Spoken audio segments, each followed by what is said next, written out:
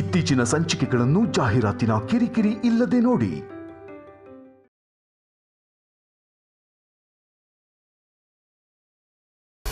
ಶತಶೃಂಗ, ಇದು ಅಂತಿಮ ಪೂಜೆಗೆ ಸಿದ್ಧಗೊಂಡಿರುವ ಮಂಟಪ.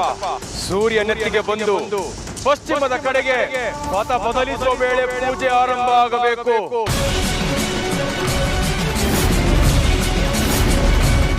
ಓಂ ಕಾಳಿಕಾಯ ನಮಃ. ಆದಿಶೇಷನ ಆತ್ಮವನ್ನು ಹೊತ್ತಿಕೊಂಡಿರುವ ದೇಹ ಜಗತ್ತಿನ ಯಾವ ಮೂಲೆಯಲ್ಲಿ ಇಲ್ಲಿಗೆ ಕರೆದುಕೊಂಡು ಬಾ, ಹೋಗು.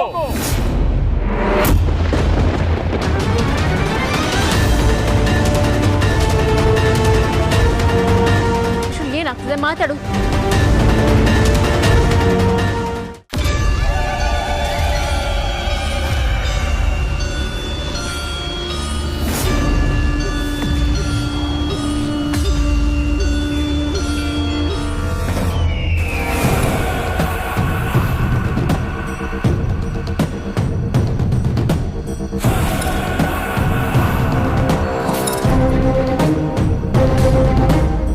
ಶತಶೃಂಗ, ಇದು ಅಂತಿಮ ಪೂಜೆಗೆ ಸಿದ್ಧಗೊಂಡಿರುವ ಮಂಟಪ. ಸೂರ್ಯ ನೆತ್ತಿಗೆ ಬಂದು ಪಶ್ಚಿಮದ ಕಡೆಗೆ ಪಥ ಬದಲಿಸುವ ವೇಳೆ ಪೂಜೆ ಆರಂಭ ಆಗಬೇಕು.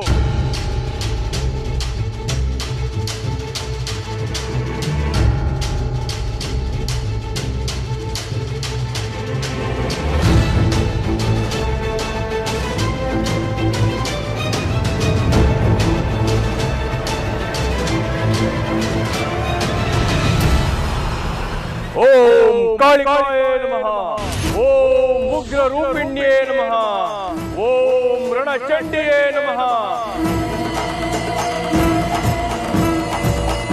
ಚಂಡ, ಹೋಗಿ ನಾಗಮಣಿಯನ್ನು ತೆಗೆದುಕೊಂಡು ಬಾ.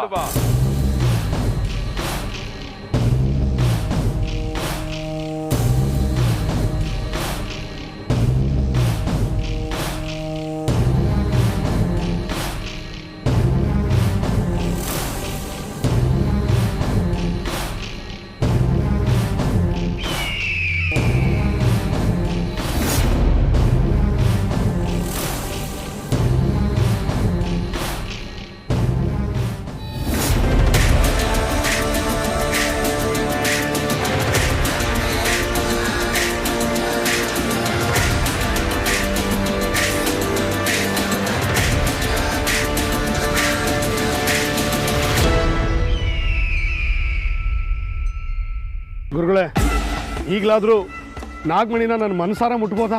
ಶತಶೃಂಗ, ನಾಗಮಣಿ ಮಹಾಶಕ್ತಿಗಳನ್ನ ತನ್ನ ಒಡಲಲ್ಲಿ ಬಚ್ಚಿಟ್ಟುಕೊಂಡಿರುವ ಮಹಾಮಣಿ. ಇದನ್ನು ಅಕ್ರಮವಾಗಿ ಮುಟ್ಟಿದರೆ ನಿನ್ನ ಘೋರ ಸಾವಾಗುವುದೆಂದು ಪದೇ ಪದೇ ಎಚ್ಚರಿಸಿದರು. ಮತ್ತೆ ಅದನ್ನೇ ಕೇಳುತ್ತಿರುವೆಯಲ್ಲ. ಸರಿ ಗುರುಗಳೇ, ಇಷ್ಟು ಕಷ್ಟಪಟ್ಟು ದಕ್ಕಿಸ್ಕೊಂಡಿದ್ದ ನಾಗಮಣಿನ ನಮ್ದು ಅನ್ಸ್ಕೋಬೇಕಷ್ಟೇ. ಕಾಯಿ, ಎಲ್ಲವೂ ಸುಮುಹೂರ್ತದಲ್ಲೇ ನಡೆಯಲಿದೆ. ಮೊದಲು ಅಭಯ್ ದೇಹದಿಂದ ಆದಿಶೇಷನ ಆತ್ಮವನ್ನು ತ್ರಿಶೂಲ್ ದೇಹಕ್ಕೆ ಸೇರಿಸಿ ಮಹಾಗುರುಗಳೇ. ತಾಳ್ಮೆ ಮಾಯಾ, ತಾಳ್ಮೆ. ಎಲ್ಲವೂ ನೀನಂದುಕೊಂಡಷ್ಟು ಸುಲಭವಲ್ಲ. ಇದು ಸಾಮಾನ್ಯ ಮಣಿಯಲ್ಲ, ನಾಗಮಣಿ, ಮೋಹಮಣಿ. ನಾಗಶಕ್ತಿಯನ್ನು ಒಲಿಸಿಕೊಳ್ಳಲು ಎಷ್ಟೋ ಸಂವತ್ಸರಗಳು ಮಂತ್ರ ತಂತ್ರ ಸಿದ್ಧಿ ವಿದ್ಯೆಗಳನ್ನು ಸಿದ್ಧಿಪಡಿಸಿಕೊಳ್ಳಲು ನನ್ನ ಸಕಲ ವಿದ್ಯೆಗಳನ್ನು ಧಾರೆ ಎರೆದಿದ್ದೇನೆ. ನಾಗಶಕ್ತಿ ಒಲಿಯಲು ಮತ್ತೆ ಅದರ ಆರಾಧನೆ ಆಗಬೇಕು. ನಾಗ ಪ್ರೀತಿ ಆಗಬೇಕು, ನಾಗ ಶಾಂತಿ ಆಗಬೇಕು.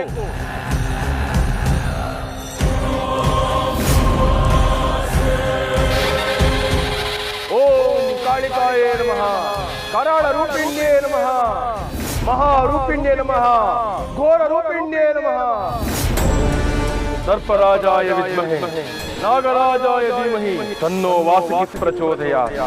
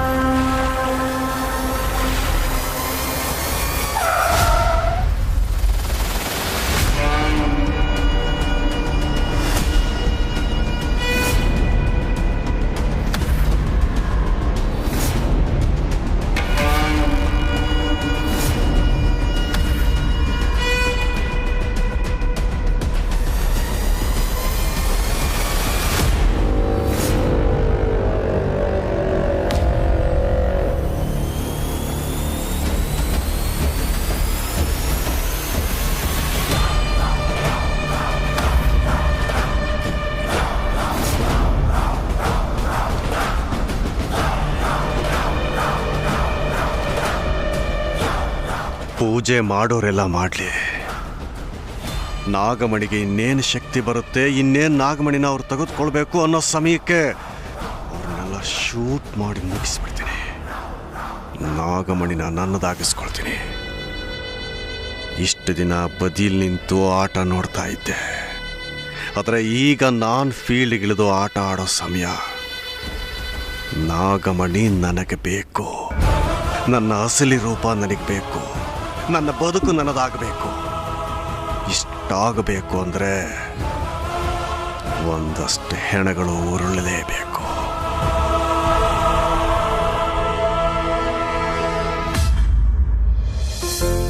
ನಂದೀಶ ಸರ್ ಕಣ, ದಿಢೀರಂತ ಬುಸ್ಕೀಸ್ ಅಂದ್ಬಿಟ್ರೆ ಕಷ್ಟ. ಗೋವಿಂದಣ್ಣ, ಒಂದ್ ವೇಳೆ ನನ್ನ ಕೊಂದ್ರೂ ಪರವಾಗಿಲ್ಲ, ಆದ್ರೆ ನಾನು ಮಾಡಿದ ಪಾಪ ನನ್ನ ಮಗನ ಸುಟ್ಕೊಂಬಾರ್ದಷ್ಟೆ. ಸುಮ್ಮನೆ ಇರಪ್ಪ, ನಿನಗೆ ಬದುಕು ಸಾವೆಲ್ಲ ಒಂದೇ, ಆದರೆ ನಾನಿನ್ನೂ ಬದುಕಬೇಕು. ಒಂದು ನಿಮಿಷ ಹಿಡ್ಕೊ. ಹಿಂದೆ ಮಧ್ಯ ಮಧ್ಯ ಅಲಂಕಾರ ನೀನೇ ಮಾಡು, ನಂಗೊಂದು ಸ್ವಲ್ಪ ಕೆಲಸ ಇದೆ, ಹೋಗ್ಬತ್ತೀನಿ.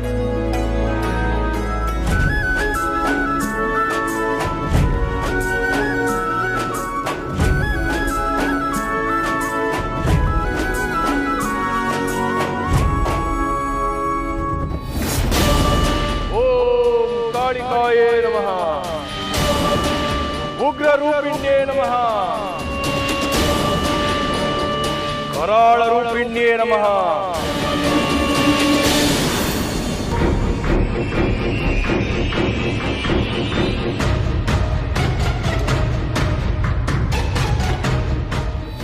ಮಹಾದೇವ,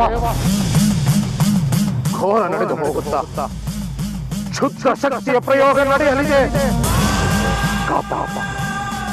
ಕಾಪಾಡು ಭೋಲೆನಾಥ, ಕಾಪಾಡು.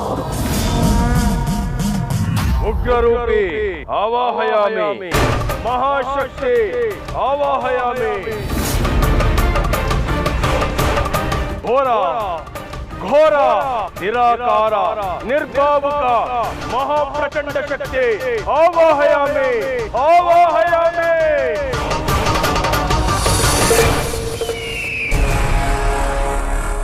ಯಾಕೆ ಶಕ್ತಿ ಆವಾಹನೆ ಆಗುತ್ತಿಲ್ಲ? ಏನಾಯ್ತು ಗುರುಗಳೇ?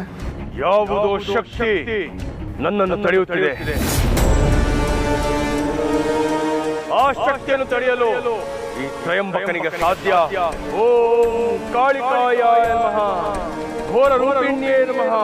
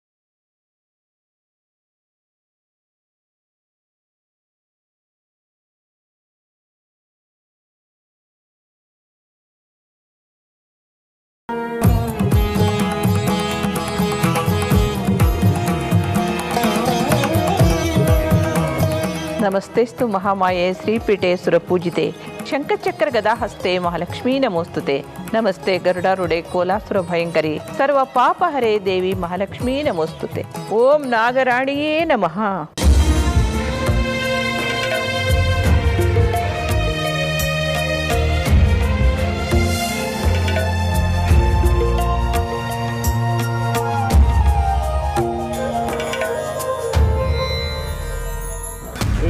ಭೋಲೆನಾಥ, ಕ್ಷುದ್ರ ಶಕ್ತಿಗಳ ಅಟ್ಟಹಾಸಕ್ಕೆ ಜೀವವಾಯುವೂ ಮಲಿನವಾಗುತ್ತಿದೆ. ಆ ಕ್ಷುದ್ರ ಶಕ್ತಿಯ ವಿರುದ್ಧ ಹೋರಾಡುವ ಶಕ್ತಿಯು ಬಲಹೀನವಾಗುತ್ತಿದೆ. ಎಲ್ಲರ ಮತಿಮತಿಷ್ಕಗಳು ಬಂಧನದಲ್ಲಿರುವಾಗ ಈ ಲೋಕವನ್ನು ಕಾಪಾಡುವವರು ಯಾರು ದೇವಾ? ಮಹಾರುದ್ರ!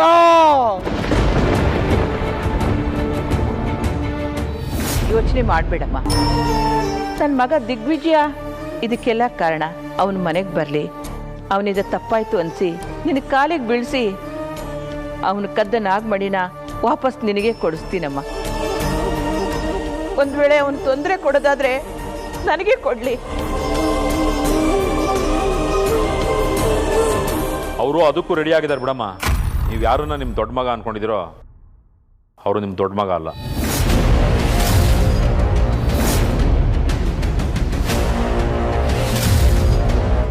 ನಂದೀಶ, ಏನು ಹೇಳ್ತಾ ಇದೀಯಪ್ಪ ನೀನು? ಹೌದಮ್ಮ, ನಿಮ್ಮ ದೊಡ್ಡ ಮಗನ ರೂಪದಲ್ಲಿರೋನು ನಿಮ್ಮ ದೊಡ್ಡ ಮಗ ಅಲ್ಲ. ನಿಮ್ಮ ಚಿಕ್ಕ ಮಗನ ರೂಪದಲ್ಲಿದ್ದಾನಲ್ಲ ಅವನೇ ನಿಮ್ಮ ಮಗ.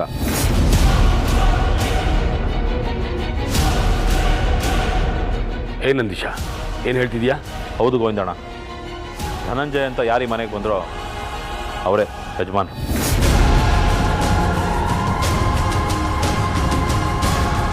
ಹಾಗಾದ್ರೆ ದಿಗ್ವಿಜಯನ ರೂಪದಲ್ಲಿ ಇದ್ದವ್ರು ಯಾರು? ಅವನು ಕಾಡುಗಳ ಶತಶೃಂಗ. ನಾಗಮಣಿ ಪಡೆಯೋದಕ್ಕೆ ಆವೇಶದಲ್ಲಿ ಬಂದಿದ್ದಾನೆ.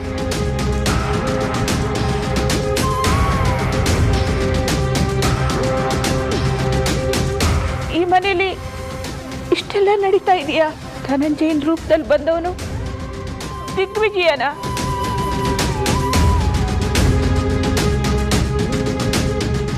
ಬರ್ಲಿ, ಅವನು ತಾಯಿಗೆ ಮೋಸ ಮಾಡಿ ಇಂಥ ನೀಚ್ ಕೆಲಸ ಮಾಡ್ತಾ ಇದ್ದಾನ. ನಾನು ಸುಮ್ಮನೆ ಬಿಡಲ್ಲ. ಅವನು ಮಾಡಿದ ತಪ್ಪಿಗೆ ಶಿವಾನಿ ಕಾಲಿಗೆ ಬಿದ್ದು ತಪ್ಪಾಯ್ತು ಅಂತ ಅವನ ಹತ್ರ ಕ್ಷಮೆ ಕೇಳಿಸ್ತೀನಿ. ಅವನು ಯಾರನ್ನು ಕೊಂದ್ರು ನನ್ನನ್ನು ಮಾತ್ರ ಕೊಲ್ಲಲ್ಲ. ಯಾಕಂದ್ರೆ ನಾನು ಅವನ ತಾಯಿ. ಜನ್ಮ ಕೊಟ್ಟು ಮಗಳನ್ನೇ ಕೊಂದವನಿಗೆ ಇನ್ನು ಜನ್ಮ ಕೊಟ್ಟು ತಾಯಿನ ಕೊಲ್ಲೋದು ದೊಡ್ಡ ವಿಷಯ ಅಲ್ಲ ಅವನು.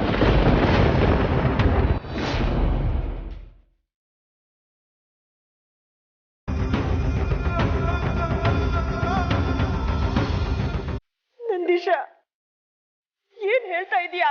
ರೀನಾ, ನೀವು ಅನ್ಕೊಂಡಂಗೆ ಅಜಿತ್ ಜೊತೆ ಓಡೋಗಿಲ್ಲ. ಯಜಮಾನ್ರೆ ಅವನನ್ನ ಕೊಂದುಬಿಟ್ರು.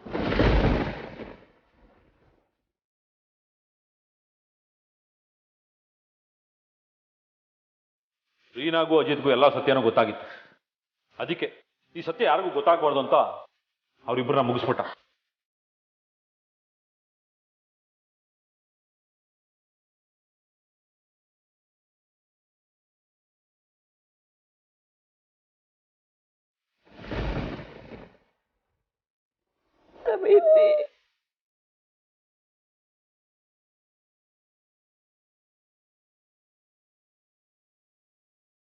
ಅಯ್ಯೋ ಮಗಳೇ, ಎಲ್ಲೋ ನೀನು ಸುಖವಾಗಿದ್ಯಾ ಅಂತ ಅನ್ಕೊಂಡಿದ್ದೆ. ಆದ್ರೆ ನೀನು ಜೀವಂತವಾಗೇ ಇಲ್ವಲ್ಲೇ, ಜೀವಂತವಾಗೇ ಇಲ್ಲ.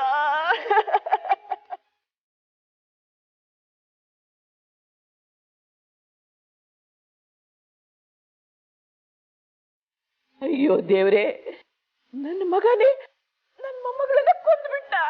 ಅಯ್ಯೋ, ಎಂಥ ಪಾಪಿ ಮಗನಿಗೆ ನಾನ್ ಜನ್ಮ ಕೊಟ್ಬಿಟ್ಟೆ, ನಾನ್ ಜನ್ಮ ಕೊಟ್ಟೆ.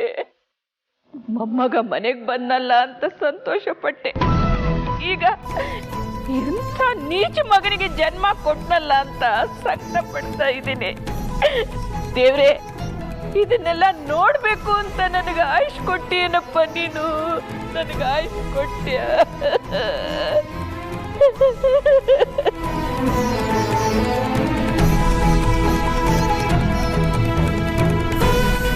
ನೋಡಿ, ಇವತ್ತೆಲ್ಲನೂ ನಿರ್ಧಾರ ಆಗೋಗುತ್ತೆ.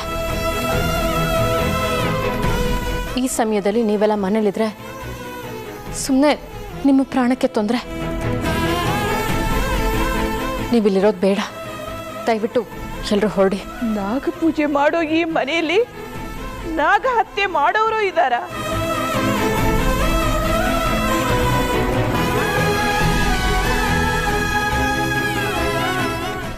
ಅಮ್ಮ ತಾಯಿ, ಈ ಪಾಪಕ್ಕೇನಾದ್ರೂ ಪರಿಹಾರ ಹೇಳು.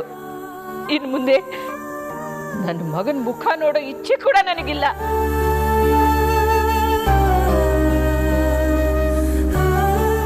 ನನಗೂ ಅಷ್ಟೇ ಅಮ್ಮ. ಈ ಜನ್ಮದಲ್ಲಿ ಅವ್ರ ಜೊತೆ ಬದುಕಕ್ಕೆ ಇಷ್ಟ ಇಲ್ಲ. ತಾಯಿ, ನಾಗಹತ್ಯೆಗೆ ನಾನು ಒಂದು ಕಡೆ ಕಾರಣ ಆಗಿದ್ದೀನಿ. ಈ ದೋಷ ಪರಿಹಾರಕ್ಕೆ ನೀನೇ ನನಗೆ ದಾರಿ ತೋರಿಸ್ಬೇಕು. ಒಂದು ಕೆಲಸ ಮಾಡಿ, 108 ನಾಗಕ್ಷೇತ್ರಗಳಿಗೆ ಹೋಗಿ ಸರ್ಪ ಹತ್ಯೆ ಪರಿಹಾರ ಪೂಜೆ ಮಾಡಿ ಸ್ಕಂದ ಸುಬ್ರಹ್ಮಣ್ಯನ ಆರಾಧನೆ ಮಾಡಿ. ಆಯ್ತಮ್ಮ, ಆದಷ್ಟು ಬೇಗ ಎಲ್ಲ ಸಮಸ್ಯೆಗಳು ಪರಿಹಾರ ಆಗಲಿ. ಅದನ್ನೇ ತಾನೇ ನಾವೆಲ್ಲ ನಿರೀಕ್ಷೆ ಮಾಡೋದು.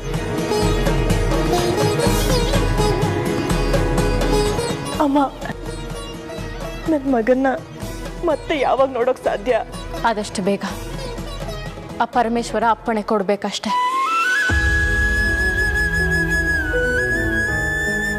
ನೀವಿರೋ ಕಡೆ ನಾವು ಬರೋದು ಅಥವಾ ನಾವಿರೋ ಕಡೆ ನೀವು ಬರೋದೋ ಏನೋ ಒಂದಾಗುತ್ತೆ. ಎಲ್ಲ ದೈವ ಇಚ್ಛೆ.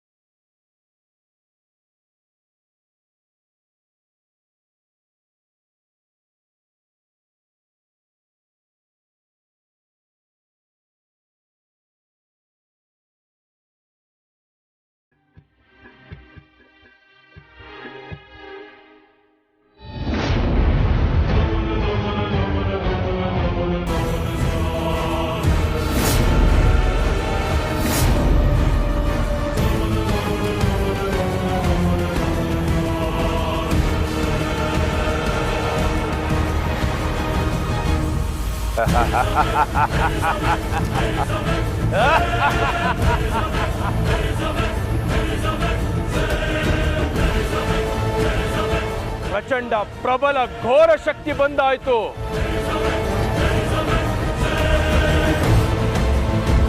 ಮಹಾಶಕ್ತಿ ಆದಿಶೇಷನ ಮಾನವ ರೂಪಿ ಅಭಯನ ಜಗತ್ತಿನ ಯಾವ ಮೂಲೆಯಲ್ಲಿದ್ದರೂ ಅದನ್ನು ಕರೆದುಕೊಂಡು ಬರುವ ಶಕ್ತಿ ಆವಾಹನೆ ಆಯಿತು.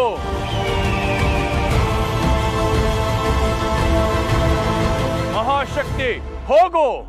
ಆದಿಶೇಷನ ಆತ್ಮವನ್ನು ಹೊತ್ತಿಕೊಂಡಿರುವ ದೇಹ ಜಗತ್ತಿನ ಯಾವ ಮೂಲೆಯಲ್ಲಿದ್ದರೂ ಇಲ್ಲಿಗೆ ಕರೆದುಕೊಂಡು ಬಾ. ಹೋಗು.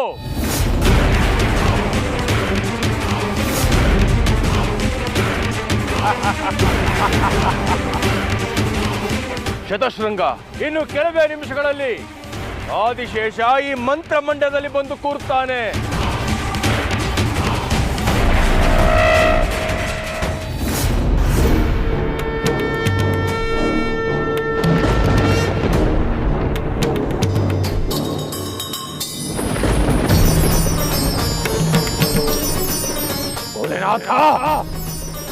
ಮಹಾದೇವ, ಶುದ್ಧ ಶಕ್ತಿ ಪ್ರಯೋಗ ನಡೆದೇ ಹೋಯ್ತಲ್ಲ ದೇವ.